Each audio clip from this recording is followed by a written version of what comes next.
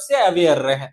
MPPSC की तैयारी का मतलब ये नहीं कि वो 4 किताबें जो या 4-5 किताबें जो है वो पढ़ लेना, वो एमपीपीएससी की सही तैयारी नहीं होती है। आप अपने आप को एकदम ताजा रखो, अवेयर रखो, वैसी वाली तैयारी हमें करनी है। आप मेरे साथ इस तरीके के पैटर्न को फॉलो करना, धीरे धीरे शुरू करें। एक दिन में केवल एक ऐसी खबर या एक ऐसी कोई फैक्ट होती है जो होती पुरानी है, लेकिन हमें आज में अपडेट उसको कर लेना होता है। चलिए अब बहुत सारी बातें किए बिना शुरू करते हैं। 6 यूनिट का ये 4th लेक्चर है, जिसमें हम 4th लेक्चर की जो योजनाएं हैं या योजनाओं का कंपैरिजन करेंगे। उसके पहले बेसिक कुछ और बातें भी बताऊंगा। चलिए शुरू करते हैं। सबसे पहले ये एक शब्द हमें बहुत हॉट रहा 2023 में, इसे 2023 का जो है वर्ड ऑफ द ईयर भी बोला जा सकता है, श्री अन्न, या फिर जो मोटे अनाज होते हैं। क्योंकि जब हमने जनजातियों के विकास के लिए काम करना शुरू किया, तब हमें पता चला कि यार मोटे अनाज या जनजातियों के लिए कुछ अनाज और स्पेशल होते हैं जो खुद बोते हैं, खुद खाते हैं। उनमें जैसे कि एक कोदो कुटकी रहा, जिसको मध्य प्रदेश की सरकार ने खूब बढ़ावा दिया। मंडला जो है उसका केंद्र बिंदु बनाया गया, मंडला से ही वो सारी गतिविधियां शुरू की गई। भारतीय अर्थव्यवस्था में जब हमने इसको जोड़ा तो भारत सरकार द्वारा इनको बढ़ावा देने के लिए इसका नाम दिया गया श्री अन्न। ये बड़ा इंपॉर्टेंट फैक्ट है, मैंने पिछले साल भी बताया था। लेकिन मध्य प्रदेश में कुछ नए फैक्ट हमें एड ऑन कर लेने हैं कि मध्य प्रदेश सरकार ने श्री अन्न उत्पादन के लिए 2020 में राज्य मिलेट मिशन की शुरुआत की थी। पिछले साल ये फैक्ट पढ़ लिया, लेकिन अगला वाला हमें इंपॉर्टेंट पढ़ना है। राज्य सरकार द्वारा फेडरेशन के माध्यम से उपार्जित किए गए कोदो कुटकी पर 10 रुपए प्रति किलोग्राम की अतिरिक्त राशि दी गई। जैसे गेहूं के उपार्जन पर 125 रुपए का बोनस सरकार द्वारा दिया गया। उपार्जन समझते हैं खरीदना, हम कलेक्ट करने को उपार्जन कह रहे हैं। तो जब सरकार कोई अनाज किसानों से खरीदती है तो वहां शब्द होता है उपार्जन, है ना। ये शब्द हिंदी का है, लेकिन उसका मीनिंग आपको समझ आ जाएगा, तो इंग्लिश हिंदी में डिफरेंस नहीं रहेगा। तो याद रखना कि सरकार ने कोदो कुटकी के उपार्जन को या उसके कलेक्शन को बढ़ाने के लिए 10 रुपए का एक्स्ट्रा जो प्राइस है वो देने की घोषणा की। फिर आगे याद रखना, डिंडोरी में श्री अन्न अनुसंधान केंद्र खोला गया। बहुत ही ज्यादा इंपॉर्टेंट है। एमपीपीएससी में अगर मैं पेपर सेटर हूं तो मैं ये क्वेश्चन जरूर डालूंगा कि श्री अन्न अनुसंधान केंद्र कहाँ खोला गया। श्री अन्न अनुसंधान केंद्र डंडारण डिंडोरी में खोला गया। याद कैसे करेंगे? देखो, अन्न जो होता है वो अपने लिए श्री होता है। कुछ लोग खाने को खाना समझते हैं, हम खाने को भगवान, है ना, अन्न देवता या अन्नपूर्णा देवी समझ के खाते हैं, तो वो श्री हो जाता है। क्योंकि उसमें अन्न में, तो अब कोई उसे श्री ना समझे तो उसे एक डंडा देना चाहिए। तो ये डंडा जो है, डिंडोरी जो है, इसमें श्री अन्न अनुसंधान केंद्र खोला गया है। बस 3 बातें हमने यहां से रखी कि 2020 में राज्य मिलेट मिशन 2020 लाया गया। फिर 10 रुपए कोदो कुटकी की खरीदी पर बड़ा बोनस दिया गया सरकार द्वारा। और तीसरी बात हमने की कि श्री अन्न जो है उसका अनुसंधान केंद्र खोला गया डिंडोरी में। अब यहाँ 80% लोग मंडला ठोकेंगे, क्योंकि वो पढ़े बिना उस चीज को आंसर करने की कोशिश करेंगे। तो हमें याद रखना है, कोदो कुटकी स्पेसिफाई हो, एक शब्द कोदो कुटकी पूछा है तो फिर मंडला आंसर करेंगे। मंडला में कोदो कुटकी का अनुसंधान होगा। लेकिन अगर श्री अन्न मतलब सारे, क्योंकि उसमें बहुत सारे अनाज हैं, वो मैं कोडिंग से रटवा दूंगा, उनका अगर अनुसंधान केंद्र पूछा है तो फिर आपका आंसर क्या होगा? डिंडोरी हो जाएगा। क्लियर है? ये दिमाग में मेंशन है। सोनू आप मैसेज कीजिए कि क्या आप इस क्लास को ले रहे हैं, बात समझ में आ रही है। करुणा आप भी। और आगे बढ़ते हैं। अब हम कृषि और उससे संबद्ध क्षेत्र में कुछ जो इंपॉर्टेंट पॉइंट हैं, योजनाएं हैं, उन पर बात करेंगे। हम कुछ स्पेशल पॉइंट्स अपने दिमाग में याद रखें। हमने गरीब, जब कोविड आया था तो उस समय बहुत सारे लोगों को खाना नहीं मिल रहा था, तो भारत की सरकार ने एक योजना शुरू की थी जिसका नाम था प्रधानमंत्री गरीब कल्याण अन्न योजना। अभी मैंने श्री अन्न की बात की, अब मैं टोटल अनाज की बात कर रहा हूं जो सरकार फ्री में लोगों को देती है। प्रधानमंत्री गरीब कल्याण अन्न योजना, ये कब शुरू हुई? 26 मार्च 2020 को शुरू हुई थी। कब शुरू हुई थी? 26 मार्च 2020 को। कैसे याद करोगे? देखो, हम सबको पता है कि 2020 में 22 मार्च को हमने वो जनता का कर्फ्यू, या जनता ने खुद ने अपनी तरफ से किया था, और 23 मार्च से हमने लॉकडाउन की घोषणा कर दी थी। याद आ रहा है वो मंजर? 23 मार्च वो तारीख थी, 23 मार्च 2020, जब भारत की सरकार ने लॉकडाउन की शुरुआत की। उसके 3 दिन के अंदर अंदर सरकार ने लोगों के खाने पीने की व्यवस्था को देखने के लिए एक योजना शुरू कर दी थी, जो प्रधानमंत्री गरीब कल्याण योजना है। तो इसकी तारीख दिमाग में वैसे ही रटा जाए। कुछ तारीखें ऐसी होती है जिनको कोडिंग के माध्यम से याद नहीं किया जाता, जैसे इस पूरी सदी का, 100 वर्षों का सबसे बड़ा डिजास्टर था कोविड, और इस कोविड को रोकने के लिए हमने कोविड-19 बनाया, या उसके लिए कोविड-19 की वैक्सीन बनाई, उसके लिए लॉकडाउन लगाया। तो वो लॉकडाउन लगाया 23 मार्च। कैसे याद करोगे? 2-3 जने मर जाए, 2-3 जने मर जाए, इसलिए 2020 में हमने क्या लगा दिया? कोविड के को रोकने के लिए लॉकडाउन लगा दिया। समझ गए? 2-3 मर गए थे इस दिन, इसलिए ये लगा दिया था। 23 मार्च, बस 3 दिन और ऐड कर लो। 3 दिन में सरकार ने लोगों के खाने की योजना या खाने के प्रावधान शुरू कर दिए, जो कि क्या नाम से जानी गई? श्री गरीब कल्याण अन्न योजना। ये तो आप कहीं पे भी पढ़ लेते। अर्थव्यवस्था में इसे पढ़ने का आशय है कि ये याद रखना कि 80 करोड़ लोगों को, 80 करोड़ परिवार को इस योजना का लाभ दिया जा रहा है। 80 करोड़ लोग इससे लाभान्वित हो रहे हैं। आप हमारे देश को इमेजिन करके देखो, 121 करोड़ आबादी का देश है, जिसमें से 80 करोड़ को तो हम फ्री में खाना खिला रहे हैं। मतलब ये कितनी महानता है हमारे देश की कि हम सबको ही फ्री में खाना खिला दो। मतलब हम तो ऐसे ही चल रहे हैं कि 80 करोड़ लोगों को हमने फ्री में खाना खिलाना है, और 5 किलो उन्हें मुफ्त राशन जो है वो इस योजना के द्वारा दिया गया। अब यहाँ मध्य प्रदेश पे भी आ जाओ। मूल प्रश्न हमें मध्य प्रदेश, क्योंकि हमारा टॉपिक क्या है? भारतीय अर्थव्यवस्था में मध्य प्रदेश की स्थिति। वो पॉइंट पर फोकस करो। वो पॉइंट पर फोकस करोगे तो समझ में आएगा कि प्रधानमंत्री गरीब कल्याण अन्न योजना के अंतर्गत 5,37,00,000 हितग्राहियों को निःशुल्क खाद्यान्न उपलब्ध कराए। यहाँ तो बहुत ही ज्यादा इंपॉर्टेंट पॉइंट है। क्यों? क्योंकि 7.26 करोड़ तो मध्य प्रदेश की जनसंख्या। कितना मध्य प्रदेश की जनसंख्या? 7.26 करोड़, और उसमें से हमने 5,37,00,000 को तो फ्री में खाना खिलाना है। मतलब बांटो, चलो रे खाना खिला दो। सिंपल सी बात है, बहुत आसान है ये कैलकुलेशन। प्रधानमंत्री गरीब कल्याण अन्न योजना शुरू हुई 26 मार्च 2020 को। उसके अंदर हमने 5 किलो फ्री में अनाज देना है। 80 करोड़ लोगों को भारत में लाभ दिया। मध्य प्रदेश में 5 करोड़ लोगों को, 5,37,00,000 लोगों को इसका लाभ मिला। बहुत इंपॉर्टेंट डाटाज है, ये याद रख लेना। सबने रट लिया होगा। एक और बात हमें याद रख लेनी है, कृषि के क्षेत्र में अनुसंधान को बढ़ावा देने के लिए उज्जैन में चना अनुसंधान केंद्र और ग्वालियर में सरसों अनुसंधान केंद्र।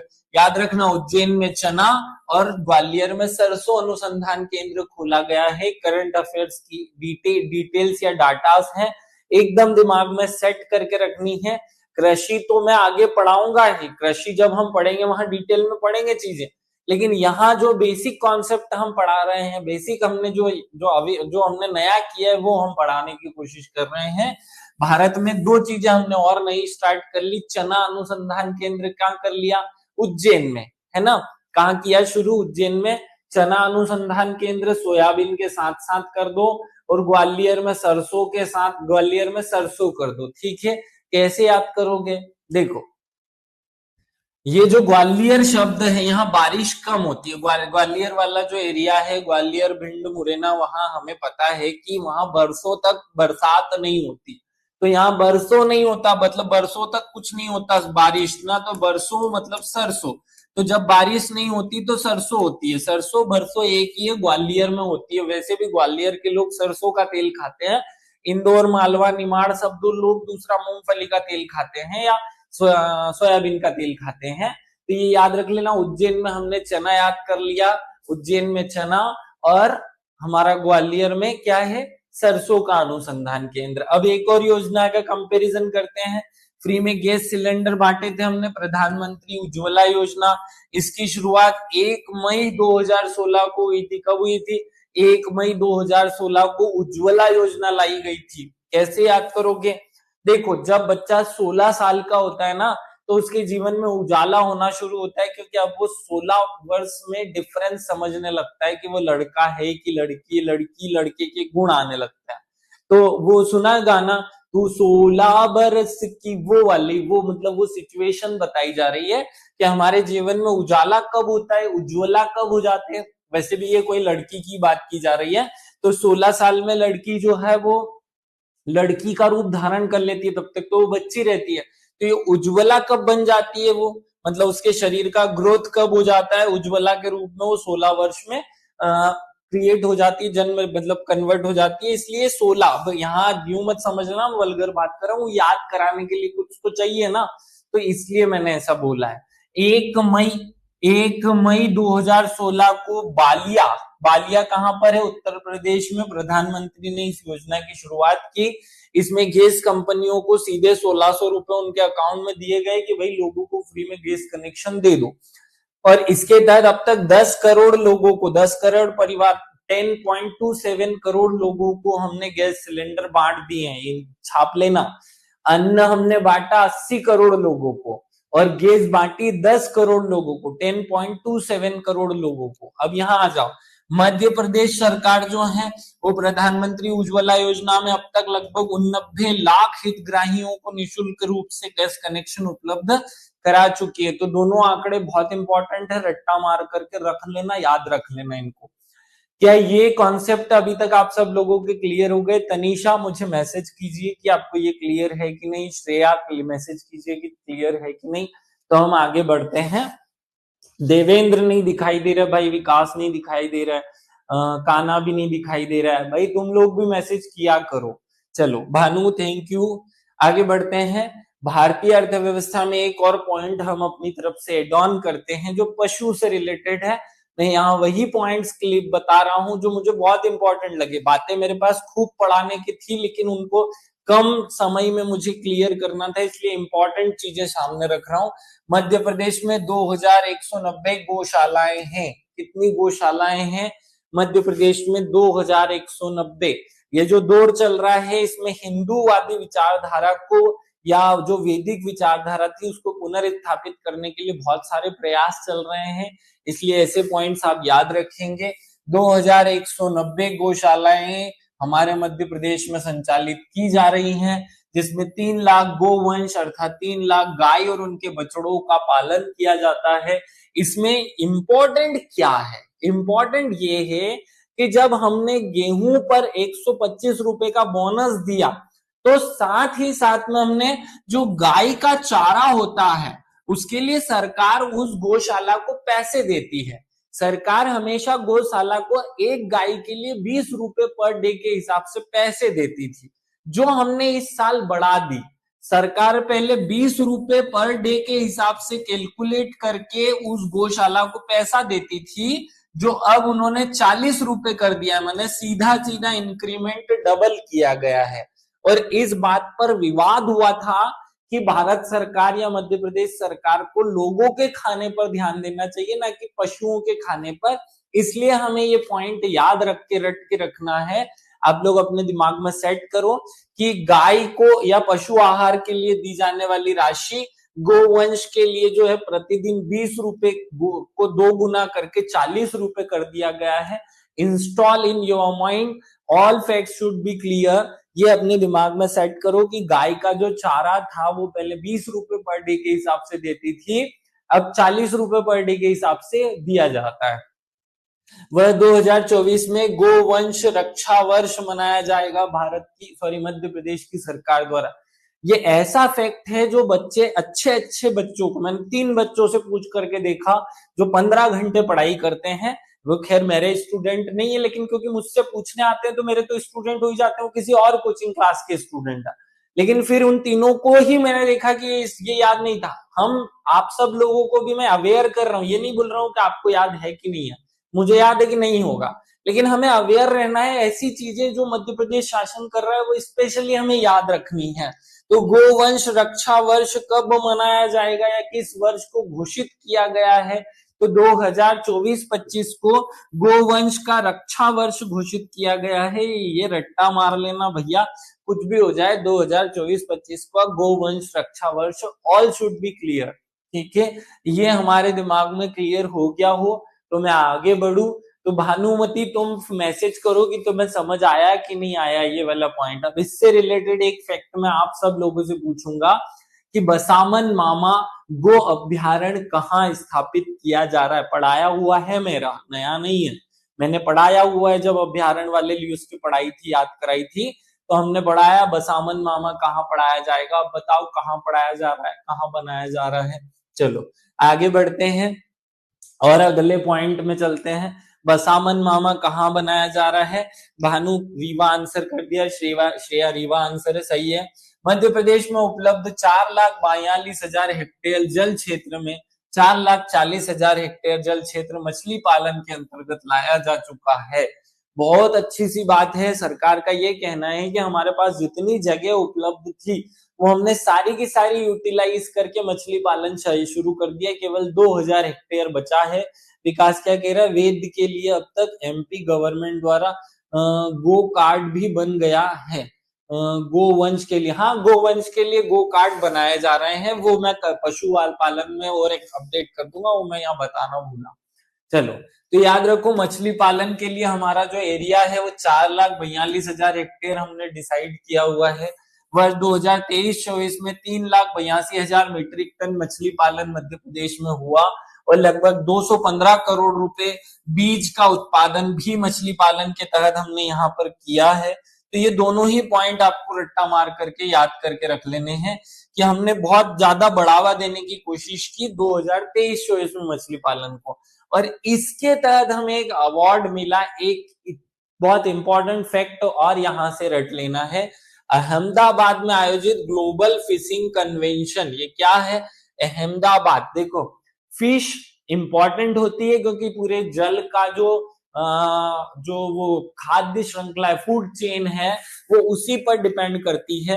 तो पूरा जो जलीय फूड चेन है, वाटर फूड चेन है, वो मछली पर डिपेंड है, इसलिए मछली इंपॉर्टेंट है, इसलिए अहम है, वो अहम है, इसलिए अहमदाबाद में इनका कन्वेंशन हुआ। ग्लोबल फिशिंग कन्वेंशन कॉन्फ्रेंस में मध्य प्रदेश के सिवनी जिले को बेस्ट इनलैंड डिस्ट्रिक्ट का प्रथम पुरस्कार दिया गया। अब ये बहुत अच्छे से रट लेना, सिवनी है ना भाई, मछली खाएंगे तो सेव खाने की तो जरूरत नहीं पड़ेगी, तो मछली खाओगे तो सेव नहीं पड़ेगी, सेव नहीं खानी है तो सेवनी मतलब कि शिवनी। तो मछली में बेस्ट जो इनलैंड डिस्ट्रिक्ट है मछली पालन के लिए, बेस्ट इनलैंड डिस्ट्रिक्ट का अवार्ड शिवनी जिले को मिला है, रट लेना। ठीक है, अगला, बालाघाट जिले को प्राथमिक सरस्वती मनुआ सहकारी समिति को और मधुआ सहकारी समिति को द्वितीय श्रेणी का पुरस्कार मिला। इनके नाम नहीं भी याद रखोगे तो चलेगा, लेकिन ये याद रखना है कि इनको द्वितीय श्रेणी का पुरस्कार मिला। हम बालाघाट से हो करुणा, हाँ तो बच्चा तुम्हारे जो बालाघाट वाले हैं उनको ही द्वितीय श्रेणी का पुरस्कार मिला है, ये याद रख लेना। चलो ये करुणा से याद रख लेंगे हम तो भैया, दो चीजें हमको, शिवनी याद रखना था, बालाघाट याद रखना था, पास पास में ये वैसे भी याद रह जाएगा। अब और आगे बढ़ते हैं, कुछ और विशेष बातों पर ले चलता हूँ, कुछ योजनाओं के माध्यम से विशेष बातें करेंगे। आप सबको पता है कि आयुष्मान भारत हमारे भारत की सबसे बड़ी बीमा योजना बन गई है, और ये जो सबसे बड़ी, या विश्व की, भारत की नहीं, विश्व की सबसे बड़ी बीमा योजना बनी है। और इस बीमा योजना की शुरुआत कब हुई थी, तो हमने शुरुआत में तो 2-3 लोगों पर जो सितम हो रहा था उनको रोकने के लिए 2-3 सितंबर 2018 को ये योजना लॉन्च की थी। कब लॉन्च की थी, 2-3 सितंबर 2018। तारीखें ऐसे रट कर रखना, इन योजना, बेसिक जो योजना है, मेक इन इंडिया अभियान, प्रधानमंत्री कौशल डिजिटल इंडिया या जन धन योजना, इनके तो डेट्स ऐसे रटे हुए होने चाहिए आपके दिमाग में। मैं 2-3 दिन में कोशिश करूंगा कि सबकी तारीखें एक बार फिर से याद करा दूं आपको। इनकी डेट कभी नहीं भूलो, अगले 5 साल तक इनकी डेटें खूब याद करके रखो, जब तक ये सरकार है इन योजनाओं का पूरा इंपॉर्टेंस बना हुआ है, याद रख लेना। तो हमने भारत में आयुष्मान भारत योजना शुरू की थी 2-3 सितंबर 2018 को। भारत योजना की शुरुआत हुई, कहां से हुई? झारखंड के रांची से हुई। अब यहाँ काम की बातें जो है वो बहुत इंपॉर्टेंट यहां से बता रहा हूं, वो फैक्चुअल हमें याद रखना है।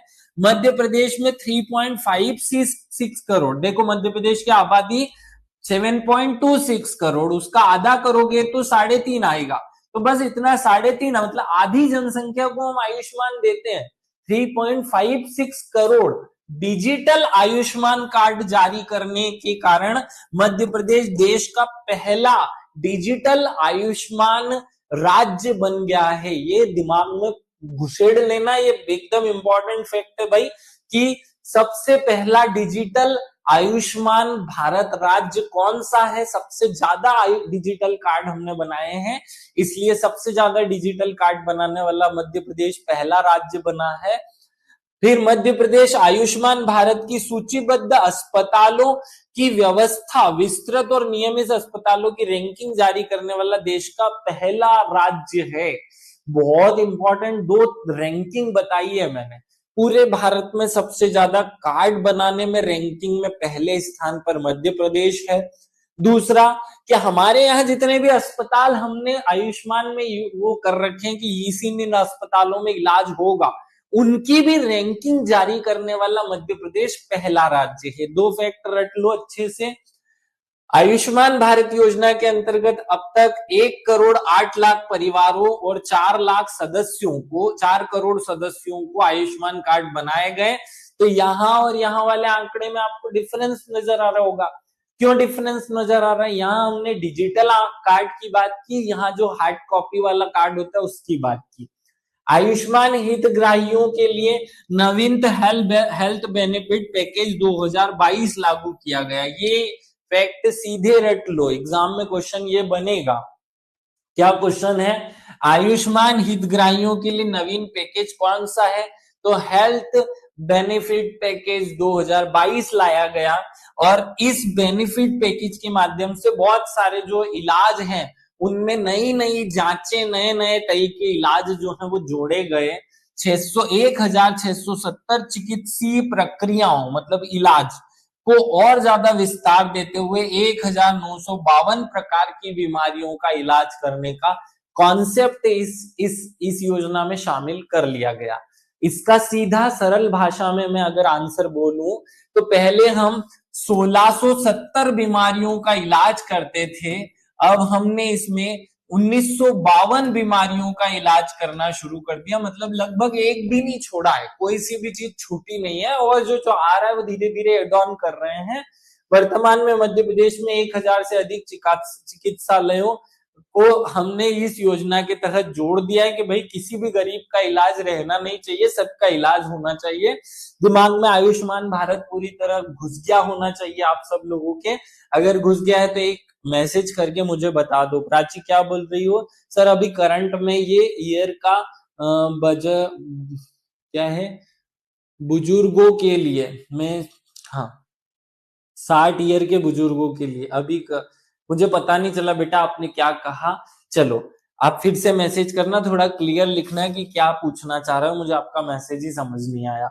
चलो और आगे बढ़ते हैं, और थोड़ा इस प्रोसेस को आगे बढ़ाते हैं और नई योजना देखते हैं। अब हम फिर 2 नई योजनाओं पर बात करेंगे। पहला जनजातियों से, क्योंकि हम जनजाति गौरव दिवस मनाना शुरू कर दिए, जनजातियों को केंद्र में लाए हैं, उनकी संस्कृति का संरक्षण कर रहे हैं। प्रधानमंत्री जनजाति आदिवासी न्याय महाअभियान, ये एग्जाम में अगर पूछा जाएगा तो इतना बड़ा नाम वो बोलेगा नहीं। वो क्या पूछेगा हमसे? वो पूछेगा पीएम जन मन योजना। क्या पूछेगा? जन मन योजना। अब देखो यहाँ आधे तो गधड़े हैं, वो जन मन को जन धन पे मिस प्रिंट हो गया ये समझ लेंगे। नहीं, जन मन योजना अगर पूछी जाए तो आप पूछना बोलना कि जन मन का मतलब होता है आदिवासियों को न्याय दिलाने के लिए भारतीय जनजाति आदिवासी न्याय महाअभियान, ये उसका फुल फॉर्म है, जिसको शॉर्टकट में जन मन योजना कहा गया है। तो एक तो होती है जन गण योजना, एक होती है जन धन योजना, और तीसरी मैं आपको बता रहा हूं जन मन योजना। क्या हो गया? जन मन योजना। ये जन मन योजना बड़ी इंपॉर्टेंट है। नवंबर 2015 नवंबर को हम क्या मनाते हैं? आदिवासी गौरव दिवस मनाते हैं। क्या मनाते हैं? आदिवासी गौरव दिवस। आदिवासी गौरव दिवस। तो पिछले साल का जो आदिवासी गौरव दिवस मनाया था, उस दिन हमने एक योजना की लॉन्चिंग की थी। बहुत सारे बच्चे इस बात को भूल गए हैं, तो उसको रिवाइज करो। 15 नवंबर 2023 को हमने गौरव दिवस के दिन इसकी शुरुआत की। इसकी शुरुआत झारखंड में हुई, और ये पीवीटीजी मतलब कि जो पार्शियली जो वल्नरेबल ग्रुप्स हैं, जनजातियों में भी जो घुमंतु, अर्ध घुमंतु और बहुत पिछड़े हुए जनजाति हैं, उनकी सामाजिक, आर्थिक, राजनीतिक स्थिति को सुधारने, उनके आधारभूत संरचना, स्वास्थ्य, शिक्षा में सुधार करने के लिए ये योजना लाई गई भारत में। ये पॉइंट हमको रट्टा मार लेना है। अब इसी में एक पॉइंट और हमें याद करना है जो मध्य प्रदेश से रिलेटेड है। किसी ने कुछ नहीं तो बोल दिया, बुजुर्गों के लिए योजना में कार्ड बनेंगे। हाँ ठीक है बच्चा।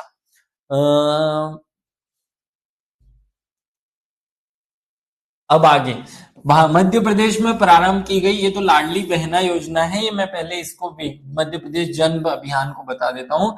मध्य प्रदेश जनजातीय आदिवासी न्याय महाअभियान मतलब प्रधानमंत्री जन मन अभियान के अंतर्गत मध्य प्रदेश विशेष जनजातीय क्षेत्र में 217 आंगनवाड़ी भवनों का निर्माण इस वर्ष मध्य प्रदेश ने किया, जो कि इस योजना के इम्प्लीमेंटेशन के तहत हुआ है। तो दोनों में लिंक समझ आ रहा है। मैंने ये योजना इसलिए बताई क्योंकि हमने मध्य प्रदेश में उनको स्वास्थ्य, शिक्षा, जागरूकता और आधारभूत संरचना उपलब्ध कराने के लिए अलग से 217 कितनी 217 आंगनवाड़ियां खोल दी। इसलिए ये इंपॉर्टेंट है। क्लियर हो गया होगा। अब अगले वाले पॉइंट पे, भारत में जन्म के समय लिंगानुपात कितना है? 2022-23 में 930। मध्य प्रदेश में बहुत कम था, लेकिन 2023-24 में एक ड्रास्टिक चेंज हम लेकर आए और हमने बहुत बढ़ा दिया इसको। तो अब क्या बढ़ गया है? मध्य प्रदेश में जन्म के समय लिंगानुपात जो कि पहले 927 हुआ करता था, अब वो बढ़ाकर 956 हो गया है। 27 का डबल कितना होता है? 54 होता है। 927 का डबल होता है 954, और उसमें भी 2 ज्यादा एड ऑन कर लो तो 956 मध्य प्रदेश में जन्म के समय लिंगानुपात हो गया है। मध्य प्रदेश एक ऐसा राज्य है जिसने बेटियों को बचाने के लिए, जिसने गर्भ में कन्याओं को बचाने के लिए, जिसने लाडली बहनों को बचाने के लिए या केंद्र में महिलाओं को रखते हुए बहुत योजनाएं चलाई, बहुत काम किया, और उसका परिणाम है कि हमारा जो लिंगानुपात है वो डबल हो रहा है सीधा। 927 जो हो गया था घट करके, अब वो बढ़ गया है, 956 हो चुका है। तो अब मतलब ये लड़कों के लिए गुड न्यूज की कोई भी लड़का गुंवारा नहीं मरेगा भैया। सिंपल सी बात है। चलो ये तो बात समझ में आ गई। मैं खुशी की बात नहीं बता रहा हूँ, कुछ लोगों को विशेष रूप से ये बात याद रखनी है। अब आगे हमें एक पॉइंट और याद रखना है। क्या पॉइंट याद रखना है? लाडली बहना योजना। मध्य प्रदेश सरकार में प्रारंभ की गई लाडली बहना योजना कब शुरू हुई थी? 5 मार्च 2023 को शुरू हुई थी। देखो कैसे याद करोगे? 5 लिखा, मार्च लिखा और 2023 लिखा। देखो इन 2-3 को जोड़ दो तो क्या हो जाएगा? ये 5 हो जाएगा। तो 5 को 2-3 लिख दिया तो 23 में 5 तारीख याद हो जाएगी। वो अपने आप ऑटोमेटिक है, जो याद होने में उसकी खुद की ही जो है चीजें हैं। ये मध्य प्रदेश की सबसे बड़ी डायरेक्ट बेनिफिट ट्रांसफर योजना है। प्रारंभ में 48,03,000 बालिकाओं को इस योजना का लाभ मिलना शुरू हुआ। याद रखना, मतलब लगभग 50 लाख महिलाओं को इसका लाभ मिलता है। सीधे सीधे अपने स्क्रूज ढीले करो और इसको कस लो कि ऐसा है, रटना है ये आंकड़े। और आगे बढ़ते हैं। अब हम शिक्षा से रिलेटेड कुछ 1-2 योजनाएं देख लेते हैं। चलो ठीक है भाई। देखो, उच्च शिक्षा में गुणवत्ता सुधार और बुनियादी ढांचे को मजबूत करने के लिए 2013 में एक योजना बनी थी जिसका नाम था रूसा। क्या नाम था? रूसा। ये याद रखना, रूसा नाम से एक योजना चली थी जिसका बाद में हमने उपनाम रख दिया पीएम उषा। पहले नाम था रूसा, RUSA, क्या नाम था? रूसा। रूषा को हमने कर दिया उषा, क्या कर दिया? उषा, और उसमें भी पीएम जोड़ दिया, पीएम उषा योजना कब शुरू हुई थी? 2013 में शुरू हुई थी, यूपीए शासन काल में। तो के अंतर्गत मध्य प्रदेश के प्रत्येक जिले में पूर्व से संचालित एक महाविद्यालय को प्रधानमंत्री कॉलेज ऑफ एक्सीलेंस में बदला जाएगा। ये रट लो भैया, ये बहुत अच्छे से रट लो। मध्य प्रदेश में इस साल शिक्षा में सुधार के लिए एक नया कदम उठाया गया। हर एक जिले में एक एक कॉलेज ऑफ एक्सीलेंस की स्थापना की जा रही है, और किसके तहत की जा रही है?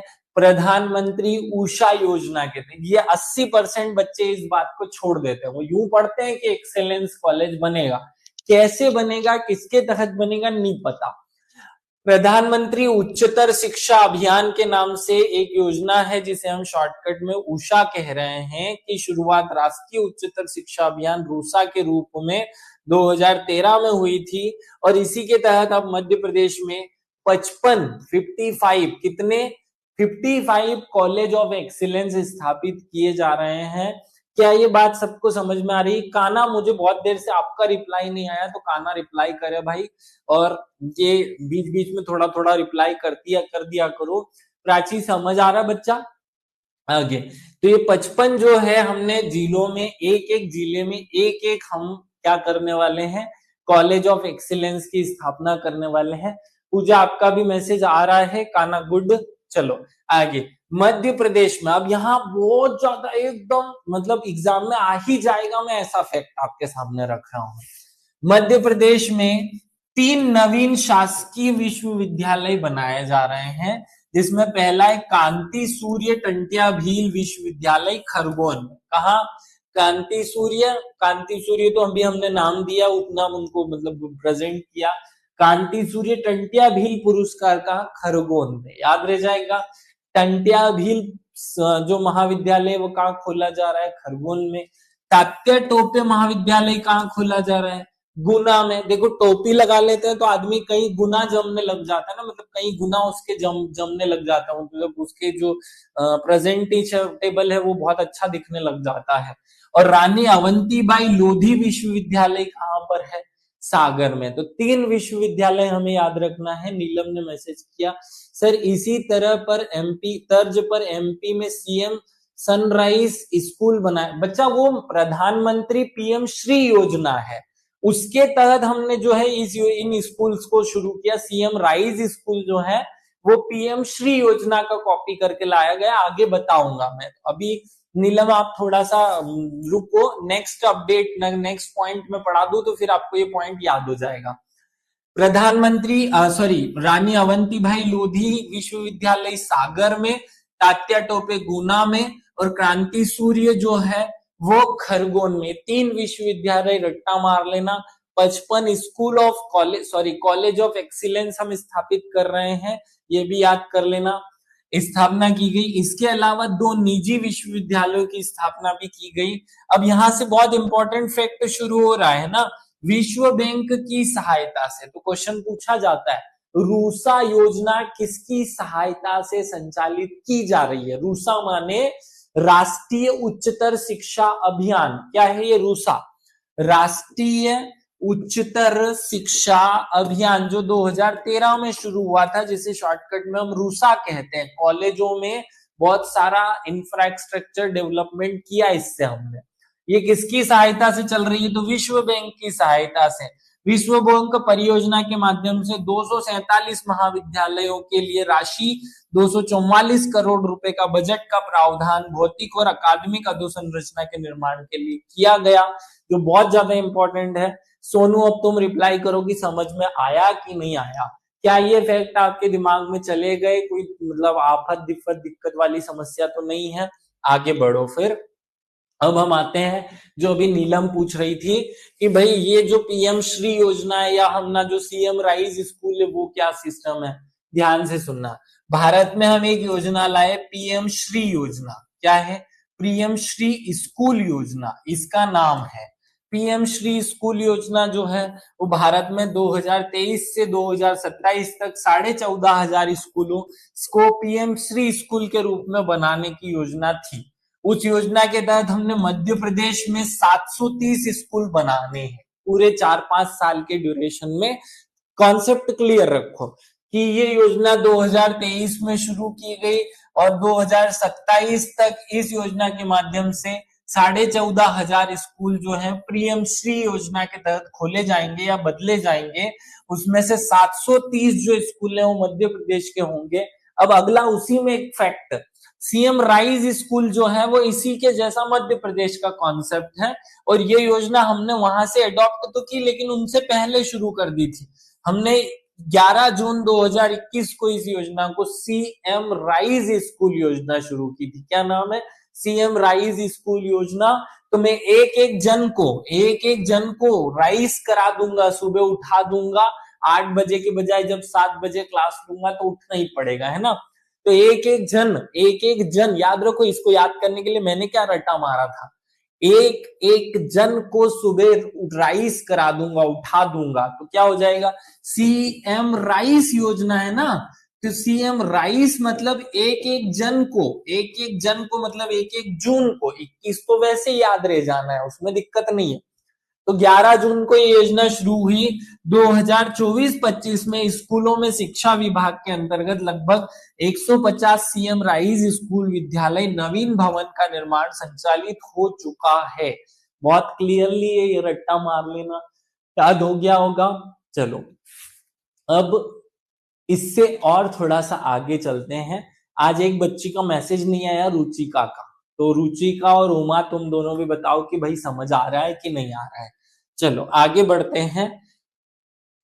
पीएम श्री स्कूल के बारे में एक और, इससे थोड़ा और आगे मतलब नेक्स्ट अपडेट देता हूं। पीएम स्वनिधि योजना। स्वनिधि योजना क्या है भैया? प्रधानमंत्री स्वनिधि योजना। ये क्या है? ये आवास से पीएम प्रधानमंत्री स्वनिधि की शुरुआत 1 जून 2020 को की गई थी। यह योजना आवास और शहरी मामलों के मंत्रालय द्वारा स्ट्रीट वेंडर्स को सहायता देने के लिए शुरू की गई। जब कोरोना आया तो जो रोड के साइड में खड़े होकर के ठेला लगा करके ठेले पर सब्जी, फल, फ्रूट आदि चीजें बेचते हैं, उनको हम कहते हैं स्ट्रीट वेंडर। क्या कहते हैं? Street vendor. तो इन स्ट्रीट वेंडरों का नुकसान ना हो इसलिए हमने पहले 10,000 फिर 20,000 ऐसा छोटा छोटा लोन देना इनको शुरू किया बिना किसी शर्त के, जिसको हमने कहा स्वनिधि योजना। अब क्योंकि कोविड के बाद शुरू की गई थी और कोविड 2020 में आया था, कोविड के बाद जब लॉकडाउन समाप्त हुआ तो लोग इनसे सब्जी नहीं खरीदते थे, इनसे कोई सामान ही नहीं खरीद रहे थे, इसलिए इनको पैसा देना जरूरी था। इसलिए हमने 1 जून 2020 को स्वनिधि योजना शुरू की। तो देखो अब ये रटने की जरूरत ही नहीं पड़ेगी तारीख है, ठीक है। रुचिका पटेल, रुचिका का मैसेज भी आ गया। भाई एक तो ये बीच बीच में थोड़ा थोड़ा मैसेज कर लिया करो, है ना, तो याद रहता है कि चलो आप लोग देख रहे हो। तो ये वेंडर्स की सहायता की योजना थी। अब हमें याद क्या रखना है, ये महत्वपूर्ण है। पीएम स्वनिधि योजना का जब इम्प्लीमेंटेशन किया तो उसमें मध्य प्रदेश प्रथम स्थान पर रहा। प्रधानमंत्री स्वनिधि योजना में देश में प्रथम स्थान पर मध्य प्रदेश रहा, वो हमें याद रखना है। इस योजना की थोड़ी सी डिटेल याद रखनी है, मुझे क्लियरली आपको दिमाग मैसेज छापना है। प्रधानमंत्री आवास योजना, ये क्या है? प्रधानमंत्री आवास योजना 25 जून 2015 को शुरू की गई थी। कब शुरू की गई थी? 25 जून 2015 को। प्रधानमंत्री आवास योजना के अंतर्गत भी देश में हम दूसरे स्थान पर हैं। याद रखना, प्रधानमंत्री ग्रामीण आवास योजना में हम पहले स्थान पर हैं और प्रधानमंत्री शहरी आवास योजना में हम दूसरे स्थान पर है। मध्य प्रदेश की रैंकिंग बता रहा हूं कि मध्य प्रदेश की रैंकिंग कौन सी है। हमें है याद, ठीक है। चलो उमा, अच्छी बात है ये आपको याद है तो, लेकिन फिर भी मैं अपनी तरफ से बता रहा हूं कि भाई ये याद रखना है। इंदौर बॉर्डर वेंडर्स के लिए 2 जून की रोटी के लिए 1 जून का व्यवस्था। हाँ चलो बहुत बढ़िया, इस भाई ने अच्छा, काना ने अच्छा कोड बनाया भैया कि 2 जन की रोटी के लिए 1 जून को ये योजना शुरू की गई। तो मुझे तो वैसे ही याद थी, रटी हुई थी, कोविड के बाद की सारी योजनाएं हमने रट रखी है पहले से, आपको भी रटवा दूंगा। एक और पॉइंट याद कर लो, ये याद कर लिया होगा, आगे बढ़ते हैं।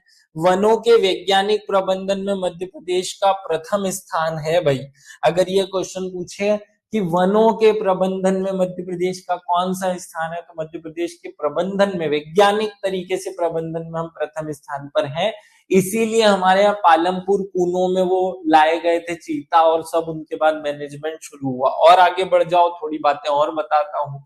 ये ऐसा एक योजना जो कि सबको याद है, सबको अच्छी भी लगती है, स्वच्छ भारत मिशन, स्वच्छ भारत अभियान।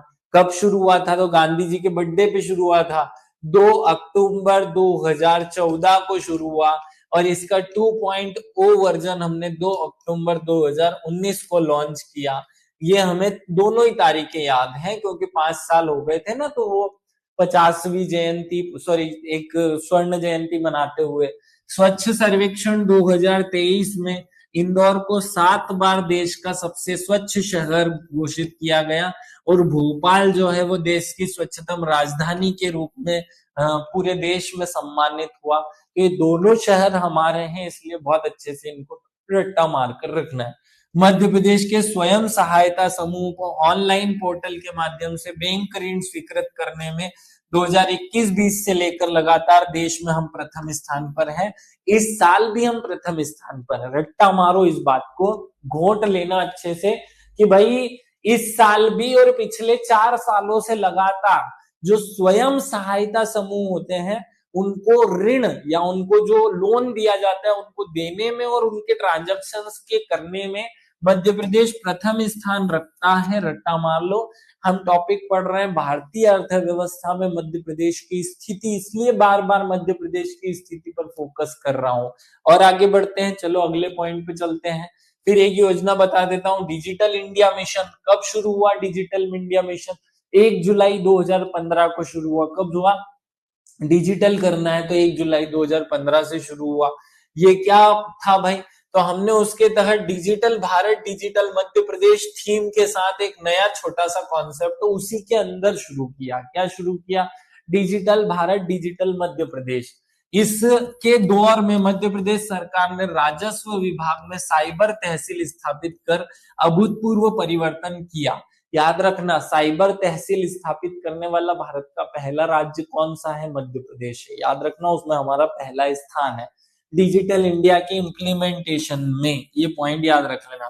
भारत सरकार, खान मंत्रालय और नई दिल्ली ने 22 जनवरी 2024 को एक रिपोर्ट या नेशनल माइनिंग कॉन्फ्रेंस क्लब, ये जो है माइनिंग कॉल क्लब जो है, नेशनल माइनिंग क्लब में खनिज क्षेत्र से सर्वाधिक मुख्य खनिज ब्लॉक की नीलामी के लिए मध्य प्रदेश का जो एक खनिज संसाधन विभाग है इसको एक अवार्ड दिया। वो भी हमें रट के रखना है। 2 बातें हमने बता दी। एक तो डिजिटल हमने इंडिया मिशन लॉन्च किया, उसमें हमने साइबर तहसील स्थापित करने में प्रथम स्थान हासिल किया। दूसरा, हम जो खनिज होते हैं, खनिज माने क्या होता है? लोहा, तांबा, कॉपर, एल्यूमिनियम, इन सब का जो ऑक्शन होता है, ऑक्शन माने नीलामी, तो इनका जो ऑक्शन या नीलामी होता है, इसकी नीलामी हम ऑनलाइन करते हैं। तो ऑनलाइन ऑक्शन के लिए मध्य प्रदेश को पहला अवार्ड मिला है। कौन सी चीज का अवार्ड? तो ये याद रखना, नेशनल माइनिंग क्लब अवार्ड। हमें पहले स्थान पर हम उसमें रहे। पूरा पॉइंट रटा हुआ रहे, एक एक बात याद रहे। आगे बढ़ते हैं। ये वाले हेडिंग पे मत जाना, हूं गलती से छपा हुआ। विश्व बैंक के वर्किंग पेपर के अनुसार, अब गरीबी की बात कर रहा हूं मैं, गरीबी का आंकड़ा बता रहा हूं। तो देखो, हमारे भारत में हमने गरीबी के आंकड़े विश्व के लोगों ने भी नापे, हमने भी नापे, ठीक है। विश्व बैंक के वर्किंग पेपर के अनुसार 2019 की पूर्व कोविड अवधि में भारत में गंभीर गरीबी गिर करके 10.2 पॉइंट घट गई। मतलब विश्व बैंक कह रही है कि भारत में जो गरीबी है वो 10% कम हो गई है। क्या बोल रहा है विश्व बैंक? कि पिछले 4-5 कुछ वर्षों में भारत की जो गरीबी है वो 10% कम हुई। और ये हम नहीं कह रहे हैं, ये वर्ल्ड बैंक का जो वर्किंग पेपर है वो कहता है।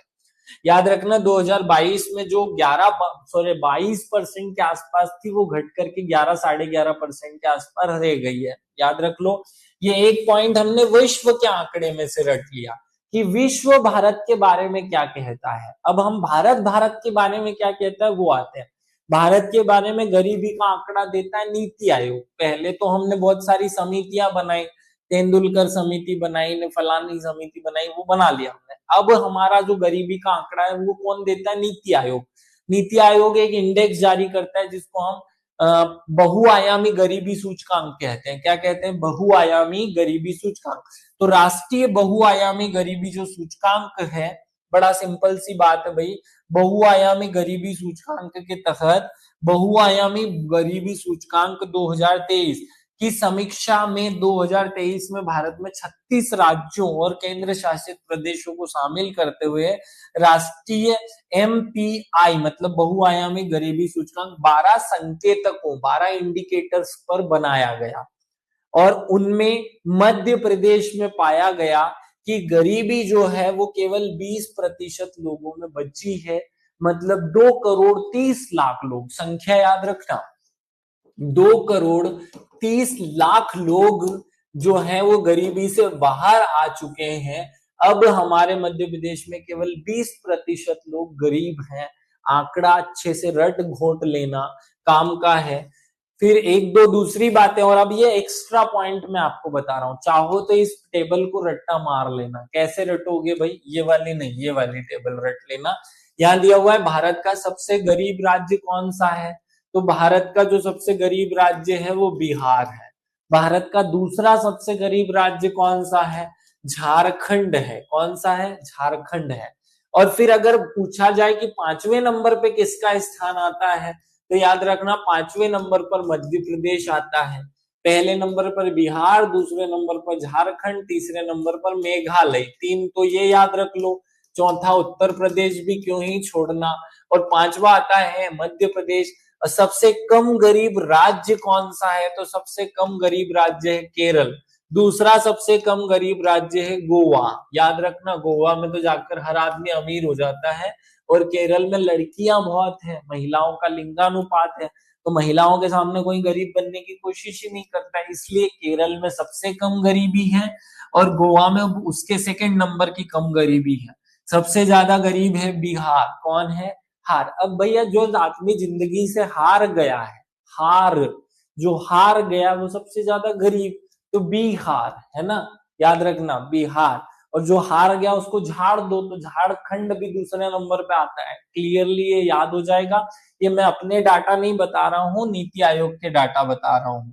फिर 2-3 फैक्ट और बता देता हूँ और फिर इस क्लास को हम ओवरकम करेंगे। आपके दिमाग में सारे फैक्ट रटे हुए होने चाहिए, रट लिए होंगे, उम्मीद करता हूँ सब रटा गया हमको।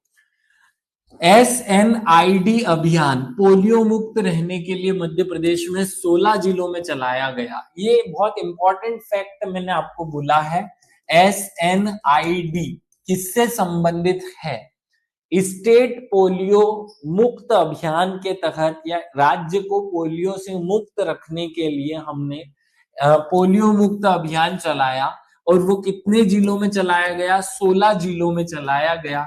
और सिर्फ आपके मतलब ये है कि ये हमें अपने खुद के लिए याद रख लेना है कि अपने मध्य प्रदेश में अनेक ऐसे प्रावधान या अनेक ऐसे चीजें हैं, ये आप सब बच्चों को ये अपने दिमाग में सेट कर लेना है।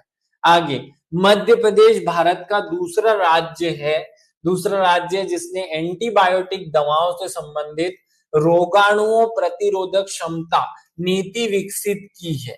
ये अपने लिए और ज्यादा इंपॉर्टेंट फैक्ट हो जाता है। क्या याद रखना है? हमें याद रखना है कि मध्य प्रदेश मध्य प्रदेश से पहले एक दूसरा राज्य कर चुका है। मध्य प्रदेश दूसरा ऐसा राज्य है जो खुद की एक एंटीबायोटिक पॉलिसी बना चुका है। तो एंटीबायोटिक दवाओं से संबंधित रोगाणुओं की प्रतिरोधक नीति विकसित करने वाला मध्य प्रदेश दूसरा राज्य है। ये सीधे सीधे रट लेना। प्राची क्या बोल रही? आप बहुत अच्छा पढ़ाते हैं, thank you Prachi, thank you भाई, तुमको अच्छे से समझ में आ रहा है। बहुआयामी गरीबी सूचकांक जिसकी अभी इधर हमने बात की, उसे हम शॉर्टकट में एमपीआई कहते हैं, 2023 उसे उसका नाम था। और उसके तहत 13.6 मिलियन लोगों को 2015-16 से 19-20 के बीच में बहुआयामी गरीबी में उठाया गया। मध्य प्रदेश जो है उसके तहत मध्य प्रदेश में 10% गरीबी में कमी आई। वर्तमान में मध्य प्रदेश में गरीबों की संख्या 20% है। आंकड़ा प्री और मेंस के लिए इंपॉर्टेंट है, इसलिए रट के रख लेना पूरा का पूरा। और आगे बढ़ते हैं। ये वाला टेबल अभी नहीं करना है, वो मैं बाद में कराऊंगा क्योंकि इसमें छोटा सा चेंज होगा। एक दो फैक्ट मुझे चेंज करने हैं, टाइपिंग भी मिस्टेक है, और नए फैक्ट जो आंकड़े हैं वो भी मैं अपनी इनमें अपडेट करूंगा। आशा करता हूं कि आप सब लोगों को ये जो आज की क्लास थी जिसमें हमने केवल योजनाओं की बात की वो याद रही होगी। अब आप लोग कमेंट करके बताना कि क्या जो बेसिक योजनाएं होती है ना, प्रधानमंत्री उज्ज्वला योजना, जन धन योजना, या डिजिटल इंडिया मिशन, या जो सिमिलर योजना है स्वच्छ भारत मिशन, ये सब योजना की तारीख आपको मुझे खुद को रटवानी पड़ेगी कि आज होमवर्क के रूप में आप खुद ही रट लेंगे। अगर आप खुद ही रट लेंगे तो भाई विशेष रूप से थैंक यू, आप लोग रट लेना। अभी इस क्लास को यहीं पर समाप्त करते हैं। जय हिंद, जय भारत, भारत माता की जय।